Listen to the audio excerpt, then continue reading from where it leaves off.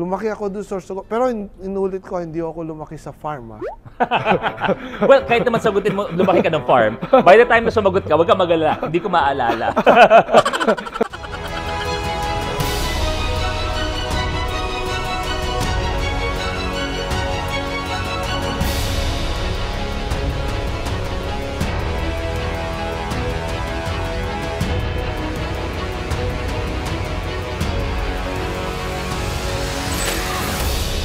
Luis Listens.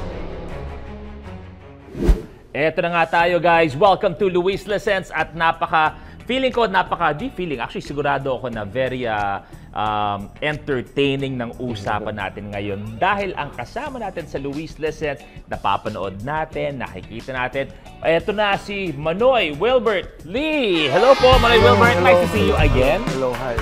Okay, welcome sa Luis Listens. Kinakabahan ako eh. Yung natatanong ko, narinig ko kanina, parang kinakabahan ka. Sabi mo, parang mas gusto mo pag-usapan ang mga usapang politika kaysa yung ganito klaseng kulitan, Manoy Wilbert. Oo nga eh, kanina pa nga eh. On the way here, nakailang interview na ako. Parang pagpasok ko dito sa iyo, tsaka ako kinabahan. Dahil ba sa kagupuhan ko? Kasi nagigets kayo. Sinasabi ng ibang mga bisita ko, yung hindi kami makasagot na maayos, na uutang kami. Na-starstruck ako. Hindi ako naniniwala sa'yo. Alam mo mahirap yung may katabi kang gwapo eh, na nasasapawan eh. Manoy Wilbert, sinusubukan ko naman hindi masyado eh. Pero eto talaga bigay ng Diyos. Huwag natin questionin mo ng tao. Huwag lang ang Diyos. Manoy Wilbert, tanong ko sa'yo, bata ka pa lang ba? Gusto mo na maging public servant o isang congressman? Actually, hindi pumasok sa isip ko yan eh. No? Okay. Talagang more on siguro, nung bata ko dahil ang kinalakihan ko, yung environment na kinalakihan ko, negosyo eh. Okay. So yung daddy ko may tindahan na maliit, yung lahat kung ano yung meron. Pag naghanap ka ng Renola, Caldero, meron, no? Tapos pag yung wala... go-to store, yung sa probinsya, no? Sa Sorsogon. Pero pag may hinanap ka doon na wala, ang gagawin ng tatay ko, maghahanap siya sa Divisoria. Pagbalik mo, meron na, no? Dumating nga yung... maabilidad. Dumating nga yung oras na pati yung higaan ko, kama, pati CR namin. Yung CR namin, punong-puno nung Heno de Pravia, yung sabon na... Uy, classic yun. Oo, yung Heno de Pravia. Kasi yun yung mabenta nun eh. So ganun, yung kinalakihan ko. So, siguro, more on negosyante ang ano ko. Lumaki ako doon sa Sorsogon. Pero inulit ko, hindi ako lumaki sa farm, ha? Well, kahit naman sagutin mo, lumaki ka ng farm, by the time na sumagot ka, huwag ka mag-alala. Hindi ko maalala. Pero eto tanong ko sa'yo. Naalala ko yung kabataan ko. Hindi ko nakakalimutan. Eto tanong ko sa'yo, Kong. Sabi mo nga na yun ang background mo nung una, di ba? Pero, Manoy Wilbert, parang when you took the first step, when you decided to be a public servant, ano sabi ng mga tao sa paligid mo? Kasi that's a very big step, Manoy Wilbert, na may privacy ka sa buhay mo. Eto, pagka tumalon ka sa arena ng public service, medyo upside down ang mundo mo dyan. Well, siguro doon ko sisimulan yan sa yung pakiramdam muna, di ba? Parang, ano ba, bakit ba? Ano yung naging mitsa mo? Ini muna. What was that very first yung thought? Yung tindahan kasi ng father ko, no, mga 25 lang yung empleyado. No. Ngayon, awan ng Diyos, napalaki natin yun. 3,000 plus employees na sila. Wow. So, yun siguro yung isang dahilan. No, kasi pag nakikita ko na natutulungan ko yung mga empleyado namin and everything, yung pamilya nila, no, iba yung pakiramdam. No? So, siguro yun isang dahilan na gusto ko magawa ko rin yan sa buong bansa. No? Dalawa lang yung sinabi ng anak ko actually, yung pangalawa specifically. Sabi niya, Dad, pumasok ka sa politika pero ito lang hihingin ko sa iyo. Sabi niya, una sa lahat, huwag kang maging corrupt. Oo naman. Huwag kang maging corrupt. Sabi niya, go ka lang. No? Hanggang makakatulong, pwede kang makatulong, go ka lang. Manoy Wilbert, sa public service, sino mga hinahangaan mo na parang, kung maglilingkod man ako, ganyan dapat? Yung isa, public servant, yung isa hindi. No? Parehong LKY. Okay. Parehong LKY. Yung tatay ko, LKY din yun. Pero lahat ng ginagawa ko, lahat ng natutunan ko, lahat ng prinsipyo sa kanya galing. No? Of course, yung isa, yung LKY na isa. Yung tatay ko kasi LKY din yung initial. Okay. Lee King-yek. Yung isang LKY, of course, alam natin lahat, yung masikat, si Lee Kuan Yew. Yes. So, ganun po, no? Silang dalawa yung talagang tinitingnan ko. No? Yung father ko, dahil sa mga prinsipyo yung binigay niya sa akin, si Lee Kuan Yew naman, tinitingnan ko. At marami ako, no? Lalo na yung sa Netflix, lumabas ngayon yung mga buhay niya, story niya, no? Yo. Mga libro niya. No? So marami ako natututunan doon sa kanya. No? Iba yung ginawa niya, di ba? Na to turn it upside down. Ikaw sabi mo, initially, ang gusto mong gawin, nagsimula yung pangarap mo para sa mga trabahador, for the Yes, workers, di ba? Pero on a national scale, ano yung mas gusto mo pang gawin bukod dun sa pag-alaga mo sa mga Pilipinong manggagawa? Well, ang isa talagang gusto kong gawin, no, if ever man, no, na kung saan man tayo makarating dito sa politika, no, sa politika, ang isa talagang gusto kong ayusin dito, yung pong una sa lahat, ito nakita ko kahit saan ako pumunta sa pag-iikot ko sa buong Pilipinas. Ito yung lagi kong sinasabi. No? At ito yung naririnig ko, yung takot at pangamba ng lahat sa pagkakasakit. No? Super. Ang dami po nating kababayan, hindi ko may... Yung pong pag-iikot ko, napakarami kong nakikitang nagtitiis, yung mga... Ang daming nakaratay na lang sa bahay, ayaw na magpa-hospital. Dahil pag nagpa-hospital, walang pambayad. Walang pambili ng gamot. Hinahati pa yung gamot. Nahati, no? Hindi lang yun. Apektado yung kabuhayan, apektado yung kita, ubos yung ipon, baon sa utang. No? Lalong hindi na makaahon sa kahirapan dahil po sa nangyayari. Pero bakit po ganun na nangyayari sa ating pong healthcare? Samantalang, sunod sa pagkain, yan ang next na dapat responsibilidad ng kahit na anong pamahalaan, yung kalusugan ng bawat isa ng mamamayan. Pero, kung nakikita nyo, yung mga ating public healthcare facilities, ang ating public hospital, pag pumunta ka, sa hallway, may mga nakaratay na, ang pila, lahat. May namamatay na minsan sa hallway na hindi nalalaman, napatay na pala. No? Pero bakit po ganun nangyari? Kaya yun po, kung saan man po tayo dalhin, yan talaga yung unang-unang kong gustong ayusin. At Actually, pagka pumupunta nga po ako sa Batangas, eto seryoso to, dahil nung ang mami ko ay mula mayor, governor, hanggang sa congressman, kay Tito Ralph din, congressman siya, at naging senator si Tito Ralph, kahit anong programa naman ang gawin mo sa mamamayan, kung hindi mo unahin ang kalusugan nila, wala rin. Kahit bigyan mo ng magandang livelihood, Yes, exactly. edukasyon sa mga bata, Ubus lahat. sports, kung hindi sila healthy, walang mapupuntahan ang kahit anong proyekto. Meron pa nga nagsabi sa akin, kung di bali ng konti ang kinakain namin, basta wala lang sakit. Tama din naman. So, Isa lang. yes, At sakit na. siguro aminin naman natin, sorry to say this, nakakainggit pag nakikita natin ang healthcare ng ibang bansa. Yes, yun na nga, no? Dahil ako, nung nagkasakit yung father ko, I was able to bring him out sa abroad. Pero yung father ko kasi, nung nagkasakit siya, na-misdiagnose siya dito sa atin. Oh, wow. Kaya nagrabe. So, nung nagrabe na, I have to bring him to Singapore, doon ko nakita. Pagdating mo sa Singapore, ang pinakamagagandang facilities, pinakamagandang equipment ay nasa public hospital, hindi nasa private.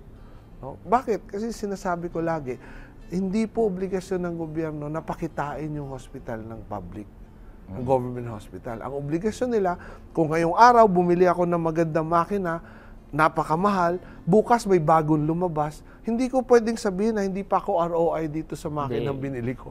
Kailangan ko bilhin yung bago. No? Dahil obligasyon ko sa mamamayan to provide the best healthcare. Tama. Hindi man profit ang iniisip natin, Hindi dapat especially profit. for public facilities. Hindi dapat profit. Ngayon, sabi nyo nga, napaka-importante sa inyo ng healthcare. Kung hindi nyo na itatanong, kung sakasakali man ako'y tumakbo sa isang posisyon, sabi ko nga, ang priority ko talaga ay ang healthcare. Yes.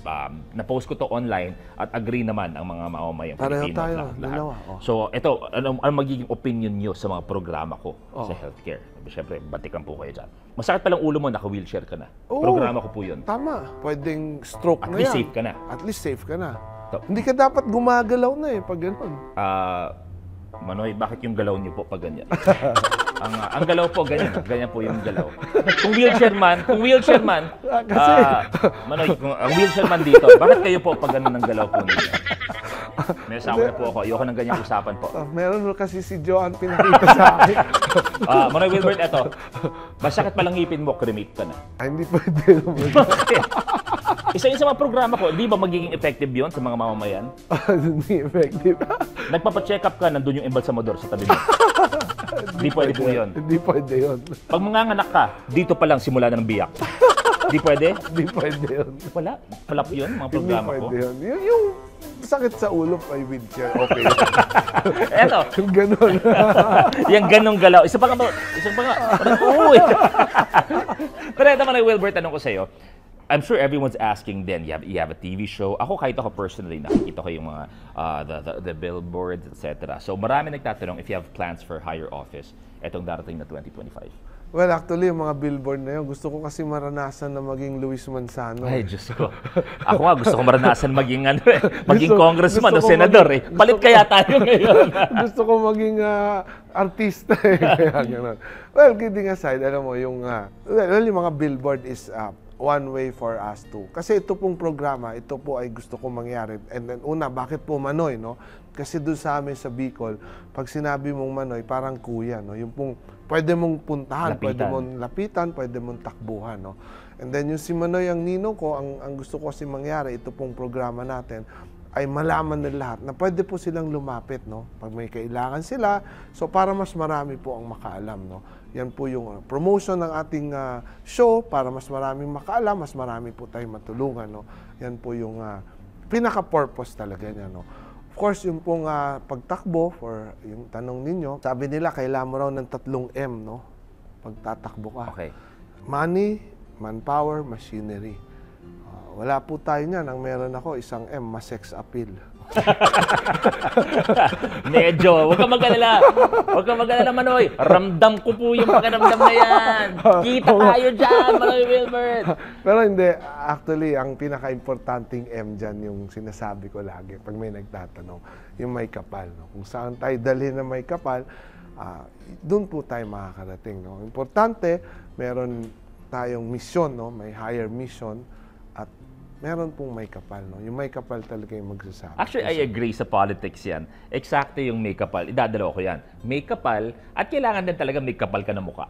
Tama. Hindi, totoo din naman. Kasi syempre, hindi biro. Katulad yan. ngayon, Hindi, kinakapalan totoo. ko yung mukha ko. Kasi for example, ikaw, let's say, Manoy Wilbert, nung nagsisimula ka ba tumakbo, nung una mong nakikita, sabi mo from a very private life, nung nakikita mo yung mga mukha mo sa billboard, nasanay ka ba?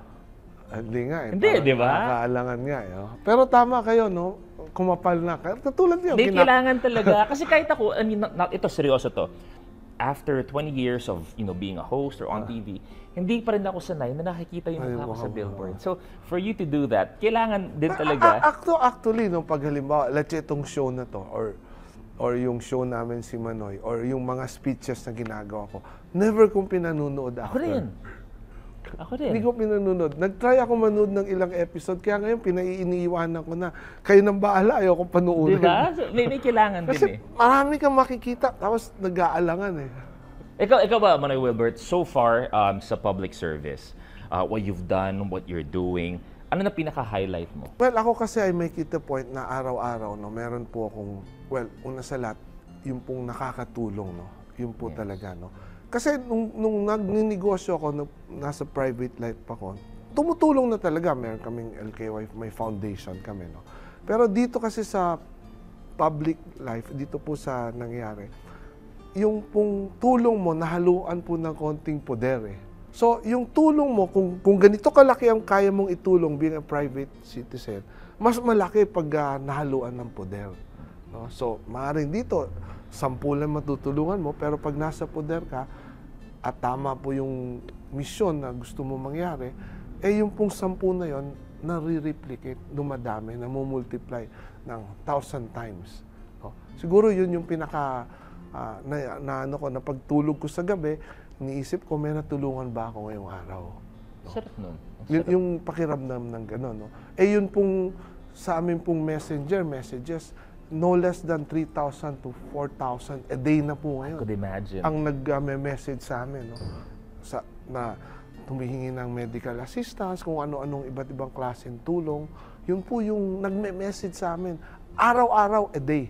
Hindi, ako na-imagine ko. A day. Actually, ang sarap nga nung sinasabi mo nga, Manoy Wilbert, na bago matulog, ang iniisip mo is kung minatulungan ka yung araw na yun. Yung ibang tao, mas naiisip nga nila kung nasara ba nila yung gate o hindi. Di ba, Pinoy na Pinoy yun? Yung bago matulog, nasara ko ba yung gate o hindi? Yung pag natulog ka, wala kang, may nangyari sa'yo, maharap mo yung Diyos. No? Yes, wala kang inagrabyado. Wala kang inagrabyado. Nagpapagaan ka ng buhay ng ibang tao. Well, yun, no? Ako lagi ko sinasabi, lalo na nasa gobyerno, lalo na kami, and I'm sure alam mo po yun, dahil your mom is also and si Tito Ralph mo is also in public service. Lagi ko sinasabi, hindi dapat pabigat, no? So, lalo na yung nasa government, hindi dapat pabigat sa taong bayan. No? Kailangan, enabler, kami ang gumagawa ng paraan para gumaan ang buhay ng bawat isa. No? Hindi lang nasa gobyerno, lagi ko sinasabi, tayong lahat, hindi tayo dapat pabigat sa isa't isa. No? Lalo na pag nasa gobyerno nga. I'm sure, I think with the availability of information, of opportunity, feeling ko mas marami sa mga bata ngayon ang mas inclined na maging mga public servant. Ano gusto mo sabihin doon sa youth na aspiring na baka nga may pwesto sila when it comes to public service? Ang father ko, lagi na sinasabi noon sa akin, pero hindi naisip ng father ko na papasok ako sa politiko sa politika. No?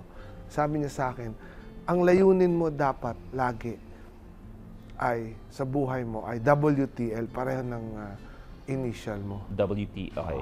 Okay. Wealth that lasts, sabi niya. Ano ba yung wealth that lasts, sabi ko? Yung yaman na hindi mo ninakawan, yaman na pinaghirapan, yaman na pagtulog mo sa gabi, hindi ka takot humarap sa Panginoon kung may mangyari sa'yo. Hindi mo ikahihiya. Hindi ikahihiya ng mga anak at apo mo, yung mga gano'n, no? Dapat wealth that lasts, no? Pero dinagdagan ko yan ng 3 WTL. Para sa kabataan, dapat willing to learn. Kailangan. And then willing to love, no? Napaka-importante. Hindi po tayo dapat maging manhid sa nararamdaman ng ating mga kababayan ng bawat isa. Nakakatakot pag naging manhid ka na. Naku, yan na. Yan Hindi mo na mararamdaman. Yung pong nagkakasakit, wala akong pakialam porque wala naman akong sakit, wala akong pakialam kahit baha sa labas dahil yung bahay ko mataas. Basta komportable ka, okay na yun. Komportable ako. Dapat hindi po ganon. Willing to love. No? Importante, hindi tayo pwede maging manhid. Yung last po, willing to lead. No? Dapat lead by example, lead kung ano po yung dapat, no? Willing to lead. No? And hoping in the future, sila po maging future leader natin. No? Na maayos, na yun nga, no? Na lahat po ng ito, yun po yung talagang advice ko. Manoy Wilbert, eto tanong ko sa'yo. Sabi mo nga galing kang private life, di ba? Nung una kang naging public servant, was there something that shocked you? Not in a good way. Yung parang bakit ganito pala? Or akala ko dati hindi totoo ang ganito pagdating sa public service. Yung corruption pa rin. No? Maraming para sa kababayan natin, hindi napupunta, hindi nakukuha dahil po sa corruption. No? Yung dapat sa kanila. Itong healthcare na lang, no, sinasabi natin. Kung tutusin, may pera, maraming pera, pero bakit hindi po nakakababa? It's because of corruption. Tama naman. Ito, you have something very special. Ito yung balita ko, inaalagaan mo talaga na sobra. Si Manoy ang ninang ko. Na isa sa mga kasama mo dyan ay si Joan Angeles, kung di ako nagkakamali. Nako, doon ako takot na takot eh. Ay, malakas kumain yun. Nakakaubos Hindi ng lang, budget ng show. gastos. Ito, how was it nung sinubukan mo naman to? Yung public service, may programa, kamusta yung feeling na yun? Alam mo, gusto ko talaga maging artista kasi pareho mo kaya. Pero hindi, ano, alam mo, itong show na to, no, isa ito no, sa Dayland din, no, na nalalaman ko, ang dami kong natutuklasan, no, sa pag-iikot natin, sa pag-iikot ng storya, ang dami kong nalalaman, no, yung mga pagtitiis, yung mga paghihirap, yung mga desperasyon ng ating mga kababayan. Ang dami ko sa kanilang nalalaman. So, lagi kong tanong sa sarili ko, bakit ganun ang nangyayari, no? So, lagi ko sinasabi, Filipinos deserve better. No? We have to demand better services, we have to demand better, we have to demand more services from the government. Ang daming pera ng gobyerno, bakit hindi ginagamit para sagipin yung buhay o sa kahirapan yung ating mga kababayan? No? Pero ito na lang, Manoy Wilbert. Kung sakasakali man, sabi mo nga dati yung pag gusto maging isang artista, dati yung pinapangarap mo, kung sakasakali man magkatrabaho tayo, acting. Kung babalikan ko ang mundo ng acting, tayo magkasama, Manoy Wilbert, ano ba man naiisip mong kwento? Pwede bang Viva Max? Okay naman ako. Pero kung tayong dalawa lang ang cast, medyo maiilang mahirap ako. yun. Oo. Sana man lang kumuha tayo ng ibang mga artista. Kasi kung tayong dalawa lang, Manoy Wilbert, medyo... Ibang Manoy makikita natin. Si Manoy talaga. Ako ang naiisip ko, gagawa ko ng kwento, gusto ko medyo drama ng konti. Hindi, ako gusto ko yung Pero medyo patawa eh. Gusto ko comedy. yung makabigay ng saya, no?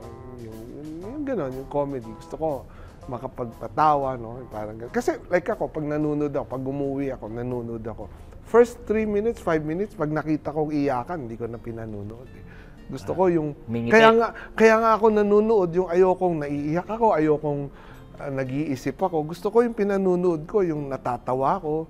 Nai-inlove ako, yun ang gusto ko. Nare-relax ka. Nare-relax. Maganda. Isa sa pwede natin pelikula, may pinag-aagawan tayong babae. Tapos yung babae nako-confuse kung sino sa atin ang sasagutin niya, kung sino mas gwapo. Okay ba sa'yo yun? Okay yun. O hindi kaya pwede tayo magdrama na kunwari, ako yung anak mo, tapos ibibigay mo sa akin lahat ng yung mana ko. Tapos sa sobrang ganda ng kwento, itutuloy natin yung pagbigay ng mana kahit tapos na yung proyekto. Okay ba sa iyo yung gano'n? Kasi nadala tayo, Manny Wilbert, nadala tayo sa acting. Na-internalize. Na-internalize. So, tapos na yung naging show, totoo. ibibigay mo sa akin yung mana ko. Okay ba sa iyo, Manny Wilbert? Natanong ko muna yung mga anak ko. Naunahan mo yung mga anak. Pag in-explain, bakit dad? Naramdaman ko kasi. Magaling kasi si Luis sa acting eh. O, eto na lang. Mga mga killer questions lang para sa Manny Wilbert. O, mabilisan to. Sa tingin mo ba, cheating is a crime dapat? Well, hindi Siyempre, kasalanan yung magmahal, no? Pero pag pinagsabay mo, kasalanan. Ayan. Pero yung cheating against the government, against people, yung cheating sa gobyerno, yun ang malaking kasalanan para sa akin. Kung may nakikita ka, kunwari, nagmamaneho ka, naglalakad ka sa kalye, isang grupong batang nagti-TikTok, may sasabihin ka ba sa kanila o sasali ka sa TikTok nila? Sasali ako. Kahit anong sayo. Lalo na kung yung bini daw yun. Oo naman, pagkagawa ng bini, talagang grabe daming magla-like. Okay, ito pangalawa. Kung kunwari naglalakad ka sa mall, kasama ang iyong pamilya, kahit saan man, napagkamalan ka si Luis Manzano, ano ang gagawin o sasabihin mo, Manny Wilbert? Ako, alam ko, pareho tayong gwapo eh. Oo. Sabi ko, hindi ako yun. Mas gwapo ako ron. Pagbibigyan kita dyan. Kasi marami kang security dala. Nakatingin sila, ang sasama ng tingin sa akin eh. Pero pagbibigyan kita. Alam mo, mahirap talaga pagkatabi mo, gwapo, mas gwapo, nawawala yung kagwapuan eh. Ay, hindi. Okay, eto na lang. Eto medyo seryoso ng konti. Yung mga nagsasabi na hindi biro ang tapang sa lahat ng mga recent na international happenings, especially sa West Philippine Sea, na sinasabi na talagang mga Pilipino ang ilan sa pinakamatatapang sa mundo. Yes, matapang tayo actually. No? Kailangan natin magkaroon talaga ng firm resolve. Pero matatapang ang Pilipino. Hindi pwedeng, baka bumangon yung mga bayani natin pag sinabi natin hindi tayo mayabang. Pero matatapang tayo. In fact, marami akong nakakausap. Yung mga ating pong mga militar ngayon, actually, naka-ready sila eh. No? Nakakausap ko, nung kamakailan, galing ako ng Cebu, dun sa Independence Day. May colonel, hindi ko nalang pangangalanan, no? Yung colonel doon nakausap ko. Hindi, pangalanan naman, Noy. Wala tayong tinatago dito. Sabi niya, ready kami, no? Lahat kami nakahanda. Kung anong mangyari, nakahanda kami magbuwis. Naka-ready kami. So, matatapang ang Pilipino. Kailangan lang ang gobyerno, hindi urong sulong. Hindi urong sulong. We have to have that firm resolve. Manny Wilbert, ano opinion mo sa mga tao na uutang sa'yo, tapos pag sinisingil mo na, sila pa ang galit? O tinatanong kung bakit ka naniningil ka agad? Hindi ko na pautang. Actually, yan, isang ano ko yan sa buhay. Pagkaibigan tayo, hindi talaga ako nagpapautang kasi ang dami ko ng experience na dahil sa ganyan nagkakasiraan. So, pag may kaibigan ako, teka, hindi ko lang sasabihin, baka pagkatapos dito maraming lumapit. Kaibigan na kita eh. Pag kaibigan, di pwede umutang. Hindi pwede umutang. Binibigay ko na lang. Sinasabi ko na nga ba eh. Manoy. Ngayon lang tayo nagkakilala. Pero sinusunod kita, bata ka pa. 1.5 lang sa uwi. 1.5 lang. Maliit lang yun. Nagdoble. Manoy, it was nice to talk to you, Manny Wilbert. Nice to see you. Actually, si Manny Wilbert, nakilala ko na before pa. Always in passing. Pero now I sat down with you and I appreciate your answers. And higit sa lahat, I appreciate what you want to do for our nation, for so many Filipinos. And that's always the good start, the intent. Yeah. Salamat. So I hope to see you soon. God bless you. At gusto mo invite sila lahat, Manny Wilbert, sa si Manoy Ninong ko. Okay, si Manoy ang ninong ko sa GMA po tuwing linggo alas 7 ng umaga nationwide, pati sa Metro Manila at 8 a.m. naman sa Eastern and Central Visayas. Makabagong bayanihan program na kung saan gusto natin bigyan ng inspirasyon yung ating pong mga kababayan na patuloy na nakikibaka sa mga hamon sa buhay. at sana maibalik natin higit sa lahat ang kanilang tiwala sa sarili, sa kapwa, sa lipunan at sa Panginoon. At doon naman sa mga nakapanood, sana maingganyo rin pong tumulong pa sa mga nangangailangan. Maraming salamat. Maraming salamat po. Manoy Wilbert, God bless you. Maraming God bless you. salamat. God bless your family. At syempre sa inyong lahat, maraming salamat sa panonood ng Luis Lessons. And like anything sa darating na 2025, vote wisely, guys. Bye-bye.